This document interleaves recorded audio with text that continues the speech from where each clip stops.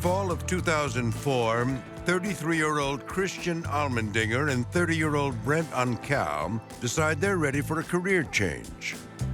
The investment consultants have toiled for the Houston branch of Hibernia Bank long enough. They came from this banking background, which is generally something that's, it's a pretty conservative industry, but they took a very different approach.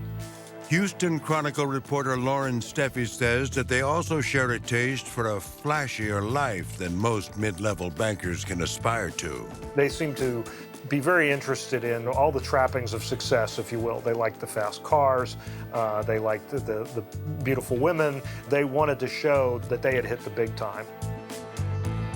They've discovered that Texas is becoming the epicenter for a little-known investment that's exploding in popularity called life settlements. The basic premise is that an investor buys a life insurance policy and continues to make the premiums, and then when the person dies, they collect the benefit.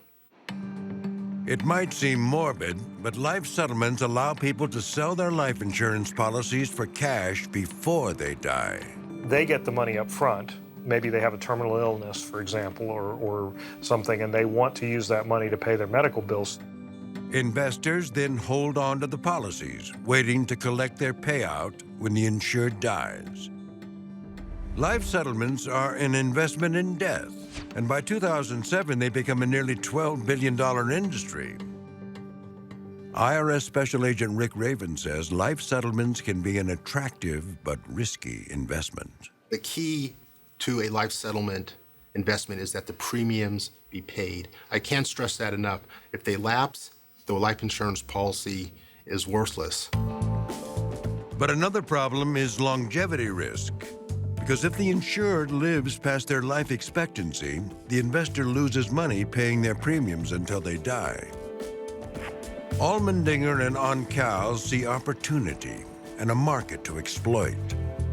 They resigned from Hibernia Bank in November 2004 and immediately opened A&O Resource Management as equal partners and co-vice presidents. Investigators say Allmendinger was the brains of the operation.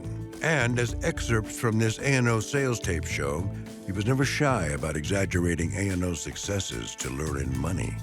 We normally keep about $100 million worth of policies that we warehouse just waiting for clients. Currently, this industry is about a $15 billion industry as of this year, and we only see it growing. That was all smoke and mirrors to entice investors to invest in this company. They offer higher than average returns. But to collect, investors must be patient, says U.S. Attorney Neil McBride. You need to wait 4 to 7 years, which is the lifespan of the insurance policy, before you're going to start seeing any money. But once you do, it's going to be 10, 12, 15%.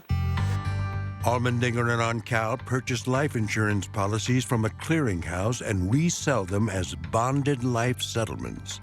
To entice investors, they offer 2 guarantees.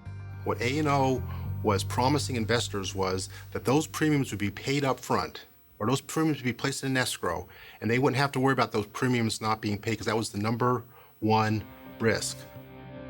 A&O's bonded life settlements offer a unique protection from longevity risk, those policyholders who live too long. Reinsurance bonds that pay out the full policy on a predetermined date, even if the insured is still alive. If the insured should outlive the policy's expiration date, it's not going to matter to your client because the bond's going to pay out the entire death benefit on that date.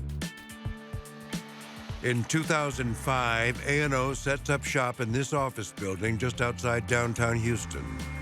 Until now, they've been relying on their own bank contacts and word of mouth to grow the company. But the Houston market is exploding for them.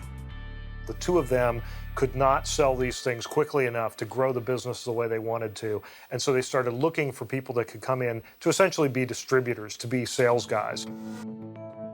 30-year-old marketing whiz Adli Abdul-Wahab lives in nearby Spring, Texas, and he's got just the connections they need. He was the jet fuel that was poured on the fire, basically, because he had a company that had a network that had, sort of this distribution system already there. He took these products, and that's when things really began to take off.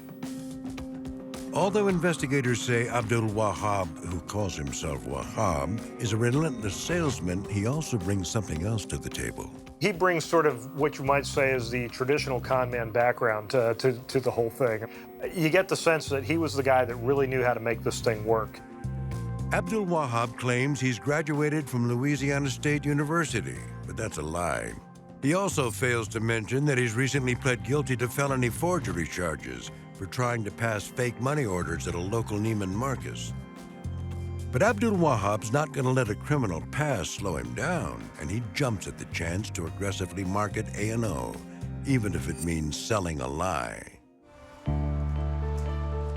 Paula Whitaker Hancock has taught high school classes in Houston for 23 years. She's also earned 2 master's degrees, started a couple of private schools, and more recently opened a crisis and counseling center. I did a lot of counseling in my private schools, helping families, helping children, and that was my love, was helping people. The true center of her universe, though, like any single mom, is her 25-year-old son, Ryan. He was my only child. I worked like a dog for all those years. And so I wanted my son to have a good future. Paula's determined efforts pay off. To her delight, she somehow saved $1 million. Her estate planner suggests she invests this money with a new company he's representing called A&O. She agrees to meet the 2 A&O principals, Christian Allmendinger and Brent Oncale. When they come to visit, she's impressed by their presentation. Both of them driving up in twin Hummers. So they looked very prosperous. Italian suits, young men in their late 20s, early 30s. Over the course of 4 months and repeated visits, Allmendinger and Oncale wear her down. They ask her to invest $1 million, and they offer to personally match her money with $1 million of their own. And so I thought, well, maybe something that they invest in would be more secure than other types of policies. Because if this loses, they're going to lose. They promise her a 100% return on her investment, adding up to $2 million after 6 years. They also tell Paula the investment is completely guaranteed by a Costa Rican reinsurance company called Provident Capital Indemnity. PCI will pay on the maturity date, even if the woman named on the policy is still alive. It was a guarantee. You had insurance, and so this was a win-win. If she passed away, the $2 million came. Even if she didn't pass away at the end of the 6 years, you would still get the $2 million. In January 2006, she takes money from her savings, her retirement, and her business, investing $1 million with A&O. Of course, when you're dealing with thieves and criminals, they don't follow what they sign. Paula Whitaker Hancock's $1 million seems like a lot, but it's just the beginning of what A&O is taking in. Most of their initial success is based on word of mouth and a marketing campaign that doesn't let the truth get in the way of a sale. By July 2005, less than 6 months after they've opened shop in a Houston office building, A&O's website falsely claims to have satellite offices in San Antonio, San Francisco, and Los Angeles. All lies, says IRS Special Agent Rick Raven. You read further on this website, and it talks about the 150 people nationwide that A&O employed, including CPAs, insurance and security attorneys. A&O had 4 employees who did mostly clerical work in the Houston office. But even if their marketing materials are a lie, their ambitions aren't. To expand the operation, they've begun aggressively training a growing nationwide sales staff composed primarily of independent insurance agents. As part of the training for the agents were included all of these lies about the success of A&O to essentially brainwash their agents to help them then go out and spread more falsehoods about A&O's success.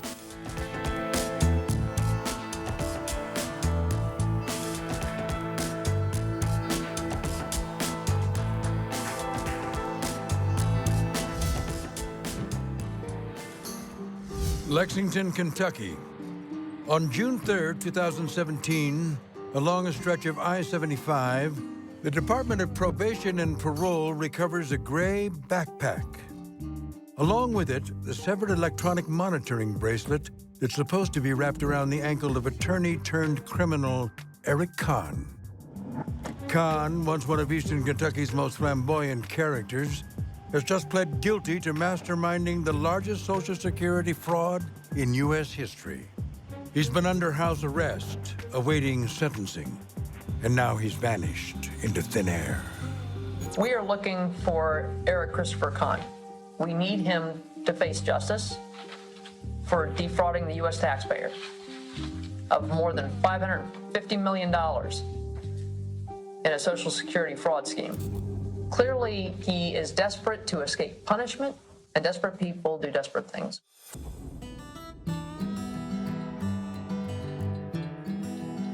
Disability attorney Eric Conn hails from Floyd County in the heart of Appalachia, quintessential Kentucky coal country. The Industrial Revolution was powered by coal. So for years and years and generations, this region dug coal. Kentucky, largest coal producer in the country. Eastern Kentucky, where most of that coal is mined. There are people who are in this region who know no other thing and would not do any other thing but mine coal. In Kentucky, they say mining coal is a boom or a bust business. It's been a bust around here lately. The decline of the coal industry has taken a toll on Eastern Kentucky. And by the early 2000s, nearly a quarter of its population lives beneath the poverty line. Some of those counties have lost more than 2/3 of their coal jobs. So there's a lot of folks there who don't have much money. And traditionally, disability has been a key source of income for folks. And there are a lot of folks who would qualify because you have a lot of injured people in the coal mines. For disability attorney Eric Conn, opportunity abounds. Conn has become a regional celebrity since he opened his law office in Stanville in 1993, in a trailer next to his mother's house. In the years since, he's come to be a master of self-promotion. Eric Conn was probably the P.T. Barnum of the legal profession. You could not go anywhere in Eastern Kentucky without seeing one of his billboards, big, bright yellow billboards, with a life-size mannequin of Eric Conn sitting on top of it. He was the first lawyer who did saturation lawyer advertising. And there came a day unlike any other in your life. American working heroes suddenly unable to work. Every single billboard, every single TV commercial, every single radio commercial. And not only was it saturation advertising, but it was colorful, outrageous, and I would say appalling. Conn hires beautiful women known around town as the Conn Hotties. Their job? To appear at events donning tight-fitting tank tops with Conn's phone number and moniker Mr. Social Security emblazoned across their chests. The Conn Hotties are accompanied by life-sized replicas of Eric Conn, cardboard cutouts of Eric Conn, or sometimes even Eric Conn himself. A source told me that he was sort of a geek in high school, a kid who maybe was bullied, or at least not one of the popular kids by any stretch of the imagination. She believed that what drove him was proving to everybody that he was really better than them, or smarter than them, or more successful than them in the end. Featuring Mr. Social Security Eric C. Conn. Commercials like this one for Conn Services dominate local airwaves. Come with Eric C. Conn to the future. 3D, it's here. In one outlandish episode, Eric Conn claims to be the first attorney to ever create a 3D commercial, complete with instructions on how to make 3D glasses. Fellow Floyd County attorney Ned Pillersdorf cringes at Conn's antics. It was just demeaning, made us look like hucksters, and it was just on such a low level. But some might say genius. Mr. Conn was a very intelligent person. We believe that he was a member of Mensa. As a matter of fact, he liked to brag that he was. And I talked to a couple of people who said that was true, as far as they could determine that he was, in fact, the IQ level of a genius. Conn's approach translates into big bucks. Eric liked to show off how much he was worth. He had a home in Pikeville. He paid $1.5 million in cash for it. He had a Rolls Royce. He would wear expensive suits. Just flashy, just a very flashy person. He was pretty conspicuously wealthy. In 2010, Conn spends more than $500,000 to install a 19-foot replica of the Lincoln Memorial in the parking lot of his law office. He holds a special ceremony for its unveiling. He said that he had the statue commissioned because essentially he said he wanted to do something special and help put Stanville on the map. I think it was about promoting him. I think the statue was about as big as his ego. Conn demands attention, and attention is what he gets in the form of thousands of clients. People would line up. There'd be 50, 60 cars in the parking lot as early as 8:30, 9 o'clock in the morning. Yeah, he was like the Pied Piper because people admired him so much because he was larger than life and he was able to get people Social Security and these benefits. Well, I think at the end, clients went to him because he won. He never lost. I mean, why would you not go to him? You'd be crazy not to. For Emma Burchett's husband, Leroy Burchett, going to Conn is a last-ditch effort. A printing press crewman and former furniture delivery truck driver, Burchett is plagued with debilitating pain following 2 surgeries to fuse 4 discs in his neck that have slipped into his spine. He tries to keep working, but according to his wife, a neurosurgeon tells him if he continues and injures it again, he'll be paralyzed. You know, it's hard for any man, I would imagine, especially a man who's a father, you know, to have to succumb to all of a sudden not being the breadwinner for your family anymore. Nobody wants to go on the draw. But sometimes you have to. I mean, if you can't provide for your family, there's no other way. Burchett applies for Social Security disability insurance and is turned down. That's where Eric Conn comes in. They say you can't get your Social Security disability. Well, they don't know you now have Mr. Social Security on your side. Burchett has seen Conn's commercials like this one. He knows a lot of people who have gotten their benefits through the Conn Law Office. You can't live in this area and not know about him. Everywhere you turn, there's a billboard. He was Mr. Social Security. Everybody knew that if you needed your Social Security, go to Eric Conn. According to Emma, Leroy goes to Conn's law office, now a whole series of trailers in Stanville. He never meets Conn, but he fills out paperwork and shortly after is scheduled to see a doctor at the law practice. They had a little room set up in the back, and the doctor was back there in that examining room. Just 4 months after his visit to Conn's office, Burchett and his family received their first disability check. We were tickled to death. It was our way of surviving. It was it's how we made our ends meet. 30-year-old Jason Damron also seeks disability benefits through Conn. Damron never wanted to depend on the government either, but it's what he has to do to support his family. I don't want to be sick. I don't want to tell the world I'm disabled. I had plans. I wanted to build something in my life. But recent open heart surgery, coupled with seizures, migraines, and a progressive birth defect in his hands and feet, has left him unable to hold a steady job. At the suggestion of a family friend, Damron makes an appointment and goes to Conn's offices. Oh, wow, I can't believe you haven't got it already. This is, you've got this going on and this and this and this. And, oh, no, this should not be a problem. A few months later, Damron gets a call to come back into the law offices for a medical exam. Looked like any doctor's office you've ever been in. Cotton swabs in a glass container and tongue depressors, and sat on the table and he, gave me the brief physical, listened to my heart and standing and lifting, and I left the office and that was weird, but okay. Man's got a 50-foot Abraham Lincoln in his parking lot, so I guess he can afford to have an in-house doctor on staff, is what I assumed. I had no clue. Like Burchett, Damron never meets Conn himself. The truth is, I've met with hundreds of Conn clients. I've yet to meet the first Conn client who ever met Mr. Conn. But none of that matters when Damron receives his first check from the Social Security Administration. I felt human. I felt able. It was a relief.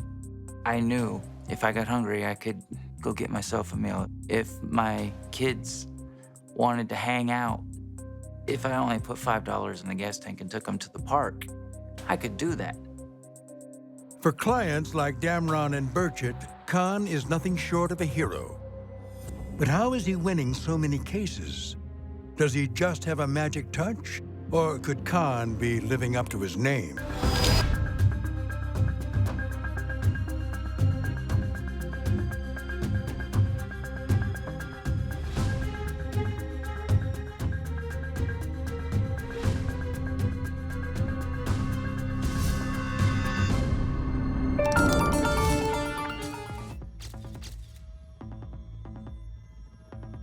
In the Tony, D.C. suburb of Chevy Chase, Maryland, FBI agents executing a search warrant raid 2 luxury penthouses on August 2nd, 2017. They're looking for evidence of a financial fraud that's cost dozens of investors $20 million.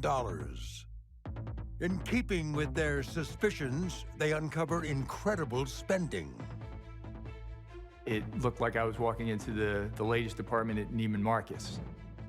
There was an entire large closet full of high-end ladies' shoes, Nola Blahnik, Jimmy Choo, Christian Louboutin. But what they find in 2 freezers is beyond anything they could have imagined. We found some strange things. That was the only time in my career at the FBI that I've come across anything even remotely close to that. Their sinister discoveries suggest the private desperation and epic downfall of a woman who was once a darling of Wall Street. We run a portfolio that's balanced, and we do it with 30% less risk than the S&P 500, and we're up over 25%. In the late 2000s, Dawn Bennett, CEO of Bennett Group Financial Services, appears to be the poster child for success. She was very high profile. She knew how to use the media to get on programs and get quoted in publications. She was seen as somebody that had figured it out. An accomplished woman in a male-dominated world, Bennett commands attention with TV appearances and her very own weekly radio show.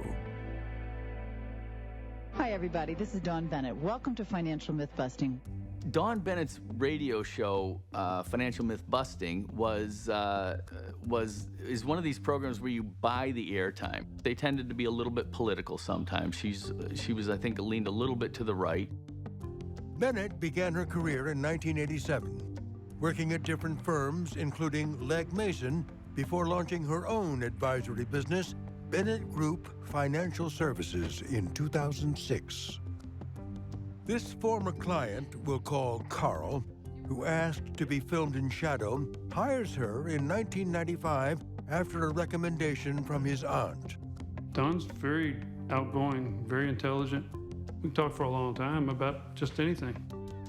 With consistently positive results, he stays with her when she goes out on her own. The whole time I was with her, we were buying stocks, buying mutual funds, buying platinum, buying gold, selling stuff as needed. Bennett's Washington, D.C. firm grows with lightning speed. And in 2009, with a purported $1.1 billion under management, financial magazine Barron's names her number 5 on its list of the top 100 female advisors. And later that year, number 26 overall. Part of the Barron's list criteria was assets under management. It's not their only criteria, but it's one of their criteria to get on their list. Bennett revels in the rankings. In a press release, Bennett says, "It's an honor to be chosen among the thousands of financial advisors in the country by such a prestigious financial magazine as Barron's." That honor is one that Bennett will repeatedly use to make both existing and potential clients believe that they're in the hands of one of the industry's best. She would always call me with how wonderful she was and what I'm number 13 in the country, top financial advisors, top female, top this, top that. And that's part of the thing that led, me to trust her, is that I wasn't her only investor. Former model and television personality Steve Santagati is the author of the New York Times bestseller, The Manual. A true bad boy explains how men think, date, and mate, and what women can do to come out on top. The guy always pays for the first date. That is true as ever. Oh, True. come on. Any guy that doesn't should be slapped around. Next question. You can get a PhD in psychology, and you'll never know that what I know about women by actually living it and by doing it, so to speak.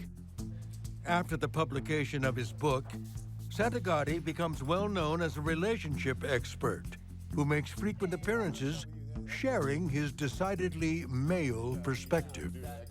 That's a really scary thing, especially for men, because we have to be lulled into commitment. You're not going to say we have commitment phobia, are you? No, not at all. Okay. I would never say that on TV. Right.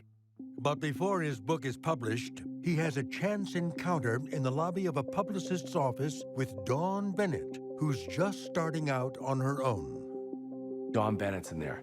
She's very buttoned up, and of course, we start talking. And I ask her what she does, and she said she's a financial advisor. So I started asking her questions. She goes, well, I'm starting my own thing.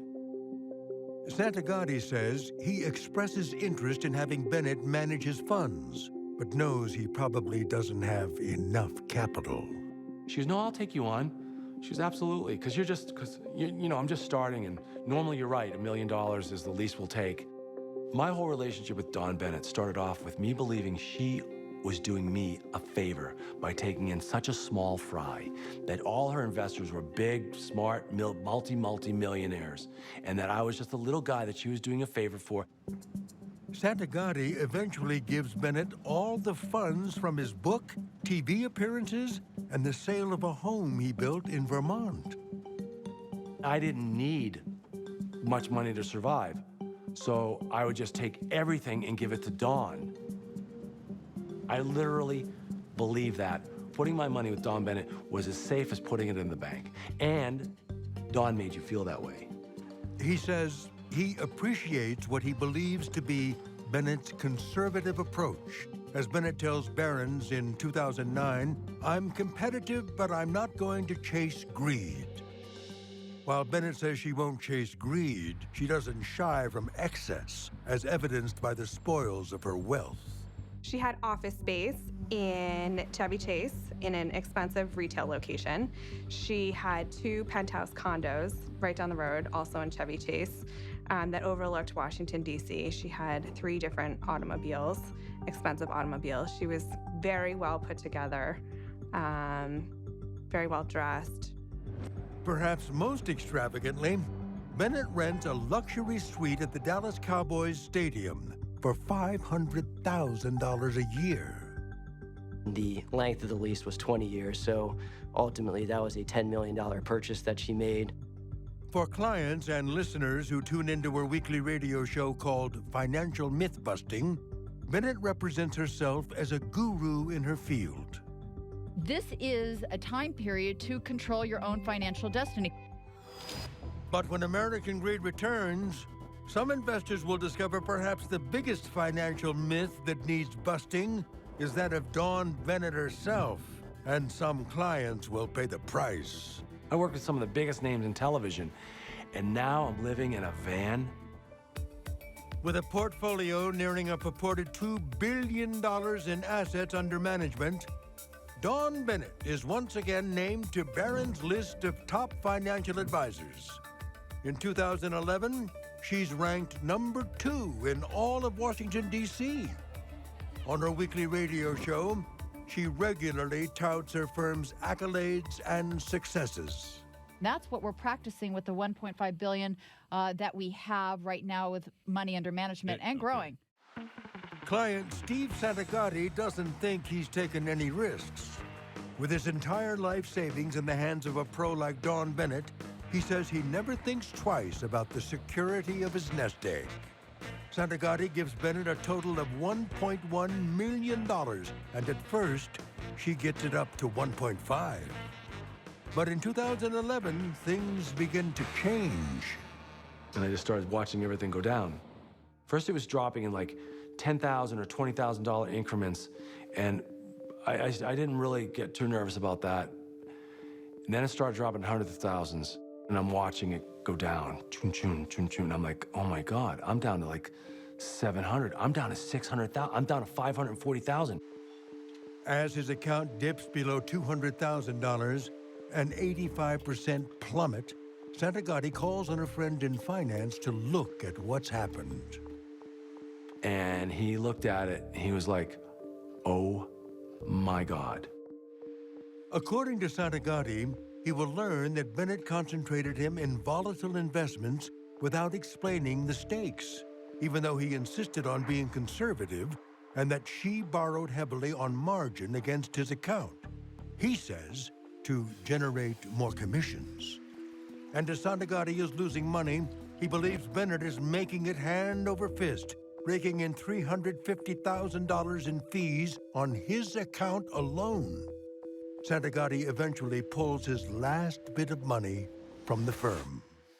After 1.5 at my highest, I ended up with $180,000 left. That's it. My whole life's work. Everything from paper route to the book, all that money, everything you've done for your entire life was gone.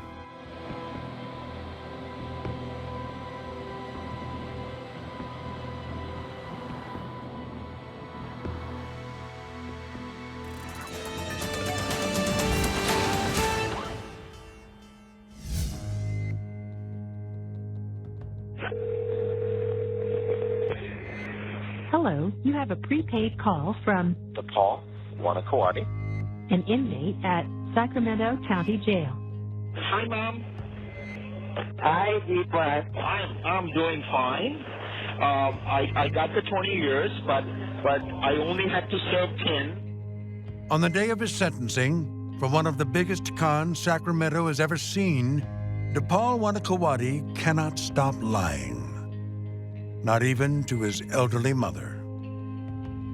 The fact is, he'll be locked up for a minimum of 17 years. I got only 10 years, okay? At the end of the thing. Yes. That's better than nothing. 10 years? I kept telling you, even though it says 20 years, I only go for 10 years. How many times do you want me to tell you that? Earlier this afternoon, he faced a courtroom of victims. Their tales of heartache and struggle are now being widely reported. The article is very, very bad. Oh, wow. People can write any article. You know they write all the time. Don't even talk to me because I heard it all. I heard it all. I was right there. So why are you talking to me? Stupid. And I'm happy that you apologize for it. I did what I had to do.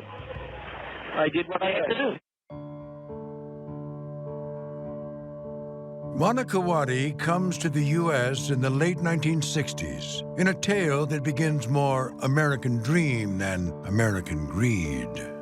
And his story was he grew up poor in Sri Lanka, dirt floors, and through tennis was able to overcome his impoverished childhood, get a scholarship to an American college. He comes to the U.S. as a junior tennis champion from Sri Lanka, playing on the team at Georgia Southern University. After college, he takes a trip west and falls in love with Sacramento, California. When he initially came to Sacramento, he was working as a pro, a tennis pro, but on the side, he had a business, and that was actually selling latex gloves, rubber gloves, to various tattoo shops, dentists, and yeah, he did that out of the back of his car. In 1988, Wannakuwatte and his American wife, Betsy, found International Manufacturing Group, a medical supply company. IMG imports medical gloves from Malaysia and sometimes goes by the brand name RelyAid.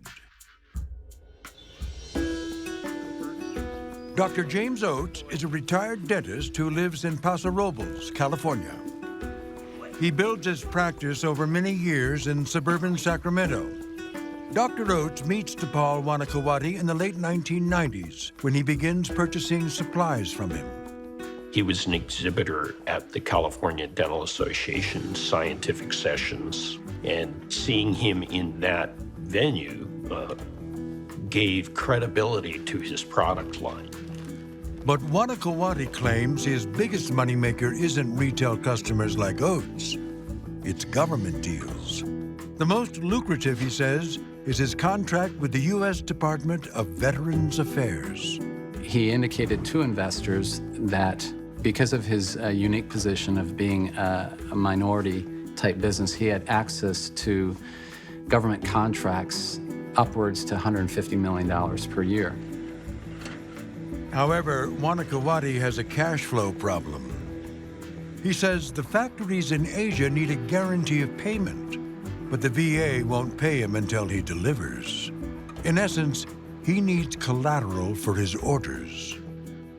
So Wannakuwatte turns to friends and clients to help him import shipping containers of gloves from Malaysia. Although they often consider themselves investors, they are actually private lenders. DePaul's explanation as to why he needed my money versus a bank was that the bank interest rates on very short-term, high money loans was prohibitive. Mr. Wannakuwatte represented to investors that he earned 30 to 40% profit on his government contracts. From that, he told investors that they could receive a share of those profits anywhere from 10 to upwards and more than 20%. Wannakuwatte encourages his lenders to roll their investments. When rolling, investors like Oates still receive their interest payments, but leave their principal with him to help finance the next shipping container from Malaysia.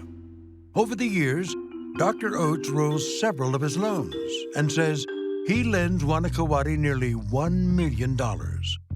Oates says his interest payments come like clockwork and says sometimes Wannakuwatte even pays him back big chunks of principal early. Occasionally, DePaul would say, I don't need that glove investment, so I'll write you a check. So it added a degree of confidence when he would write me a check to repay my investment. Wannakuwatte keeps an open-door policy with his private lenders. There were numerous investors who we spoke to who actually went down to his business and wanted to see, feel, and touch the facility. I could talk to his secretary. I could see the warehouse full of product. I was proud to be a part of it. What's more, many of Wannakuwatte's lenders consider him a close personal friend. He would give me tickets to the Kings games in Sacramento, and we just had a really good, close relationship. Every Christmas, we would exchange Christmas baskets. He was the kind of guy who would remember if you had kids, he'd remember your kids' names. He'd know what sports they played. He has this gigantic smile. He is a hugger. He wants to get to know you and shake your hand as soon as you come into the room. And by the mid-2000s, Wannakuwatte has reason to smile. He's got a hit product on his hands, the Aloe Touch fitted glove. I feel less fatigue in my hands when I use them, and my hands feel smoother. It's a great combination.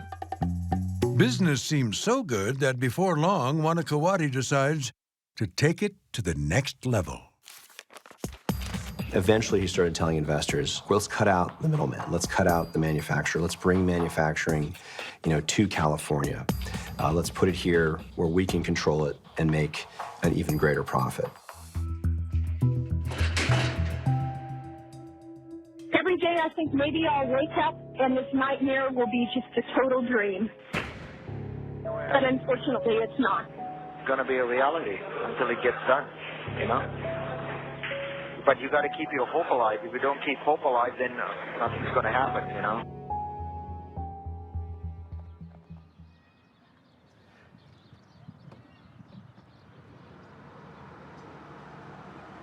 40 miles north of Sacramento, Deepal Wannakuwatte purchases a shuttered garage door factory in Yuba County. It's located in the small town of Olivehurst, home to about 14,000 people, including Mary Jane Griego. Griego owns the local gathering spot, Duke's Diner. She's lived here since childhood and says that back then, Olivehurst had a thriving economy. We had everything here. We had, the canneries. It was all based around ag and natural resources. We had the trailer factories. We had the lumber mills. That started to vanish around the 70s. Then 2 major floods devastate the town in the 80s and 90s. And since that time, Olivehurst has struggled to recover. In our mall, we had the mall here in the South County. There were 57 very prosperous businesses. Not one of them came back. They all left. Those opportunities that were there left with them. Griego, who also works as a Yuba County supervisor, meets with Wannakuwatte and other county officials in early 2012. He shares his plans to turn the old facility into a booming new medical glove factory.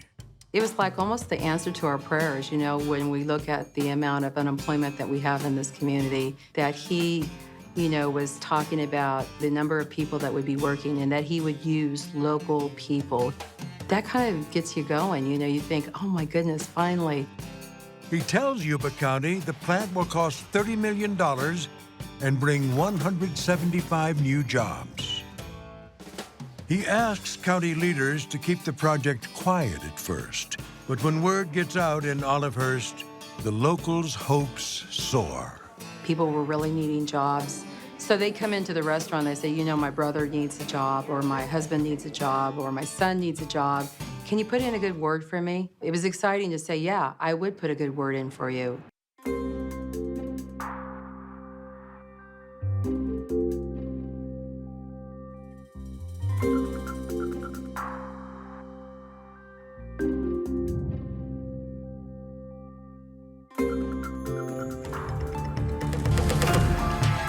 Stacy Keach here, feeling greedy for more videos like this one? Then be sure to like and subscribe right here on CNBC Prime.